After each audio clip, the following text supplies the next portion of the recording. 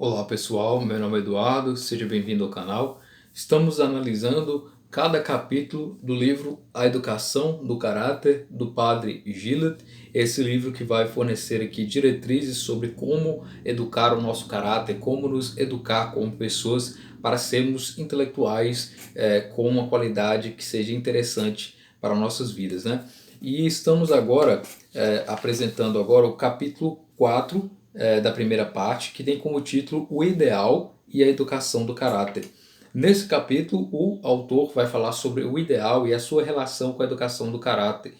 O quanto um ideal é importante, o quanto que um ideal pode fazer a diferença nessa educação do caráter, né?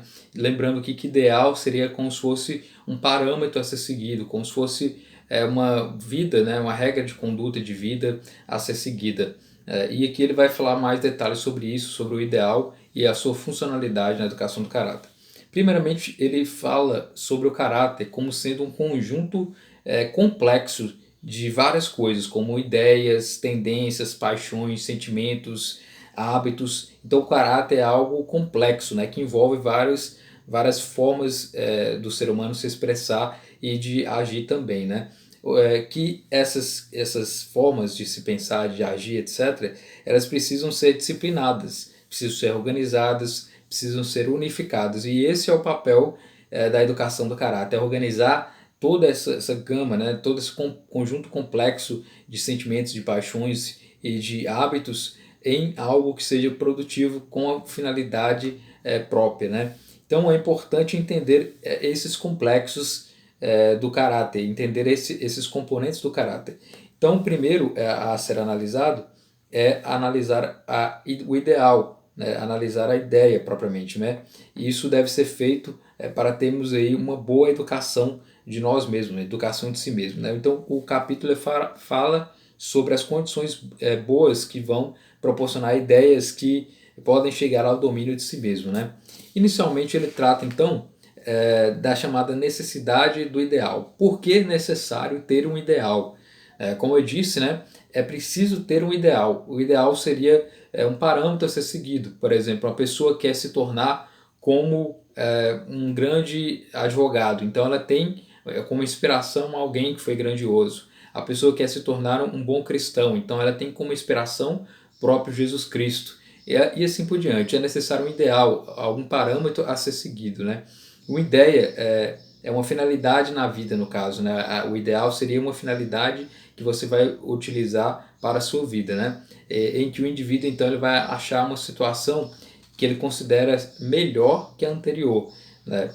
Ou seja, o próprio ideal ele fornece, ele transforma as pessoas. Então é preciso ter um ideal para que você possa mudar, sair de um estágio menos interessante, né, um estágio precário, para um estágio mais interessante, para um estágio superior.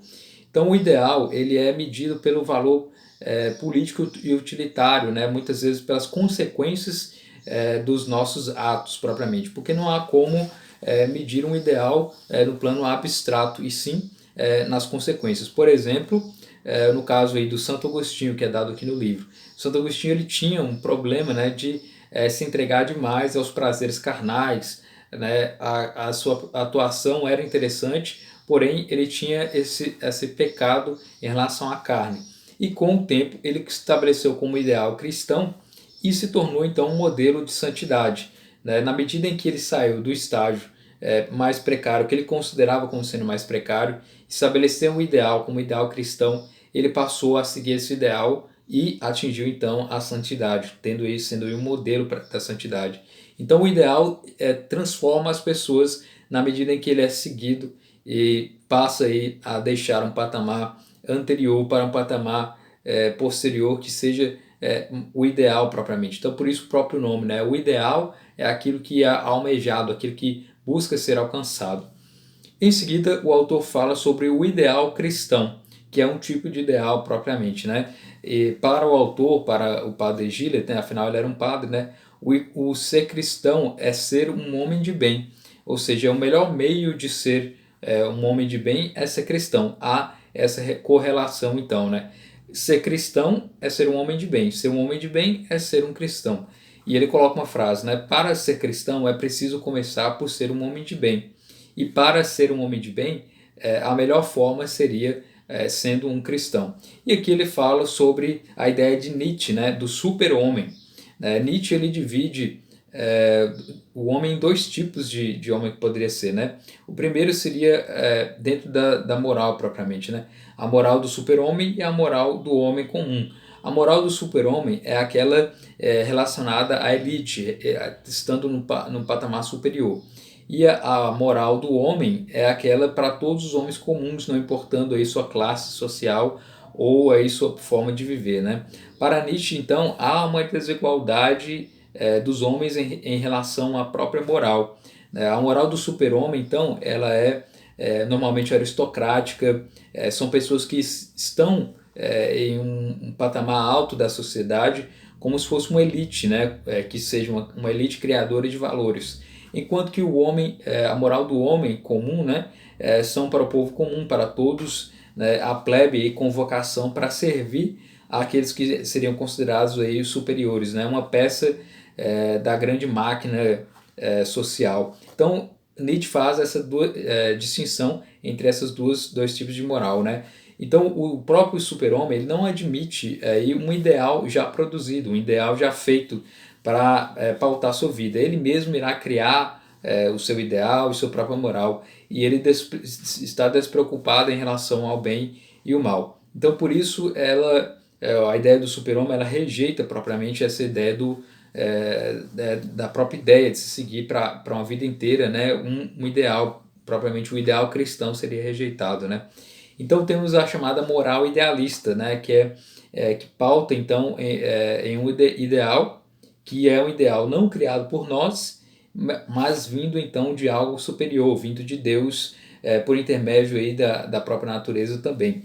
Então a moral que o autor coloca é a moral idealista e ignora essa ideia do super-homem, né? Não considera como sendo válida a ideia de Nietzsche de super-homem, mas sim que existe um ideal e esse ideal, por ser vindo de Deus, ele deve ser seguido como sendo aí, o mais pleno propriamente, né? E em seguida ele fala sobre o homem de bem, né? O homem de bem é aquele que busca elevar acima de si mesmo, ou seja, não acima dos outros para menosprezar as outras pessoas. O homem de bem é aquele que busca se aprofundar nas coisas, busca se melhorar. E ele coloca uma frase interessante, né? O ideal é que em nosso mundo moral reinem a verdade e a razão, dominando as agitações inferiores. Então o homem de bem é aquele que consegue dominar essas agitações interiores, consegue se equilibrar e consegue se melhorar propriamente, né? Em seguida ele fala sobre o cristão, né? O ideal do homem de bem, então, para o autor é ser cristão, porque traz todos os meios que possibilitam ser um homem de bem. E esse meio é seguir Jesus Cristo, né? Jesus Cristo, então, seria o ideal concreto. O próprio Jesus Cristo é um homem que é Deus e que se fez carne, né? E ele propriamente é o ideal a ser seguido.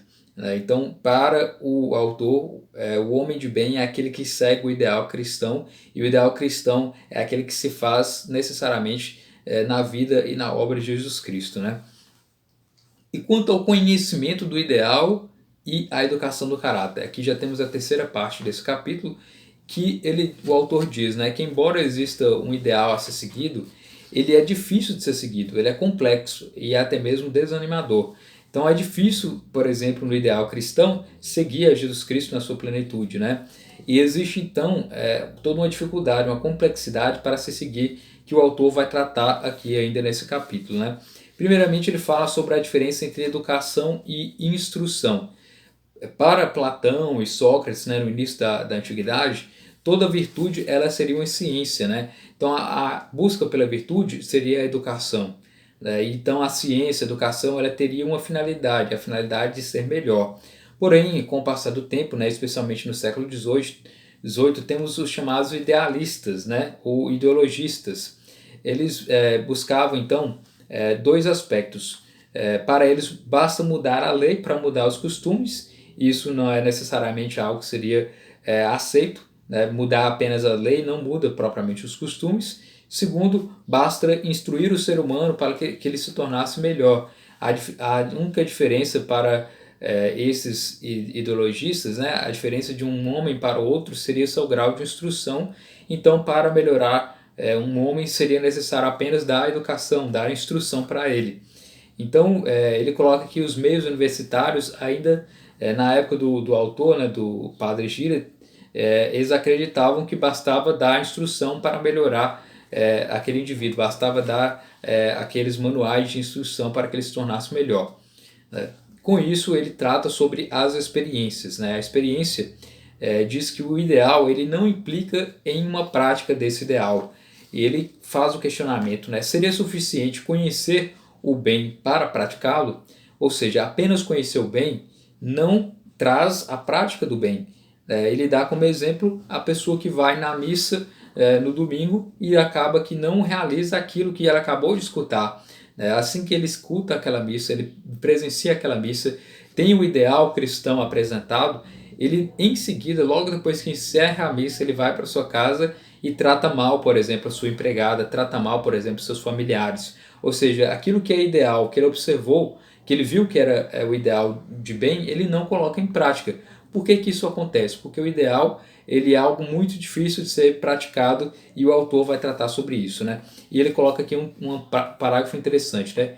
O ideal, por mais elevado que se imagine, não é apenas impotente sobre a vontade, mas também não tem força para reagir contra a brutalidade das tendências.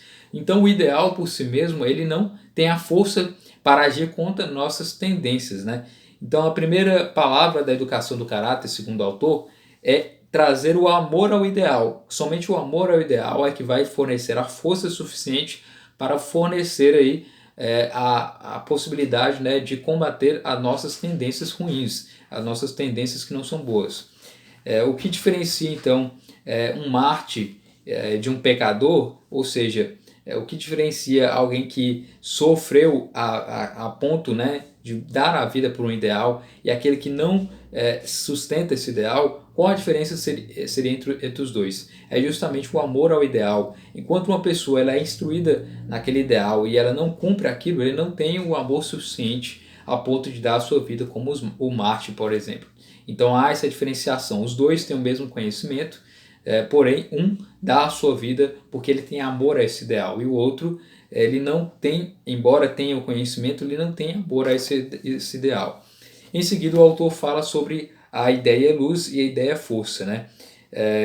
Quem deseja dominar a si mesmo, então, ele precisa de um ideal. Ele colocou como sendo que parte de uma condição essencial ter esse ideal. E qual a condição para assegurar o domínio do ideal na educação do caráter? Aqui ele diz que existe os chamados idealistas e materialistas, né? Em se tratando aí de educação e instrução, as reformas, né, são feitas de dois lados extremos. Primeiro, os idealistas que acreditam no ensino puramente dado aí pelos livros, né, de moral, ou seja, a instrução possibilitará essa educação do caráter.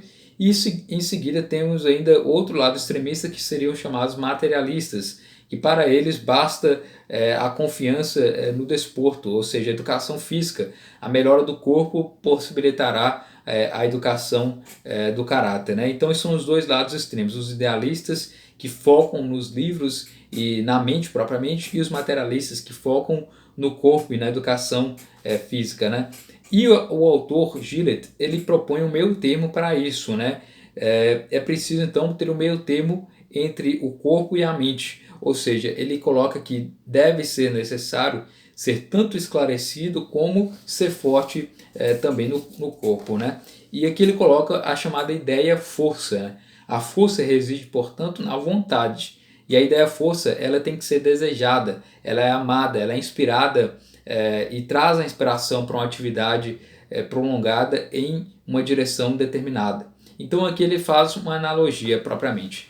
O ideal ele tem que ser como se fosse um sol que ilumina uma plantação, que ilumina e traz a vida, né? O sol ele é constante e sem ele a vida não flui, a vida se desfaz, né? Então a ideia força é ter aí uma ideia como se fosse um sol, que sempre vai iluminar, sempre vai estar diante de nós, trazendo aí os rumos da educação do caráter. e ele traz então agora a chamada experiência cristã. Em teoria seria fácil, né, ter um sol como ideal, mas a prática ela não é tão simples. Ter um ideal como um sol que sempre vai estar lá para iluminar e nos trazer força quando nós não temos, é algo que parece ser meio complexo, né? Com a queda do homem, é que ele coloca dentro da experiência cristã, né? O homem nos primórdios do tempo, né, ele caiu, a humanidade caiu, né, com o pecado original, né, com Adão e Eva, e nós herdamos os defeitos e as más tendências daquela época. E aqui ele coloca um trecho interessante, né? Lembramos-nos igualmente de havermos todos herdados as consequências nefastas dessa queda. Por esse motivo, nossa vontade, peça de resistência do nosso organismo espiritual, não tem mais o mesmo vigor natural. A mola não está quebrada, porém frouxa. Ou seja, o homem no estado original ele tinha a educação do caráter plena. Com o pecado original, isso se tornou mais afrouxado, né?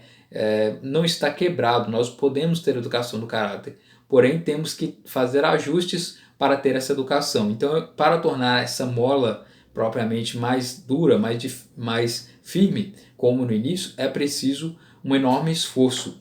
E como restabelecer então esse equilíbrio, esse domínio da nossa anarquia interior, como dominar a nós mesmos, né? Ele diz que está mais perto do que nós pensamos, está propriamente no seio do próprio mal.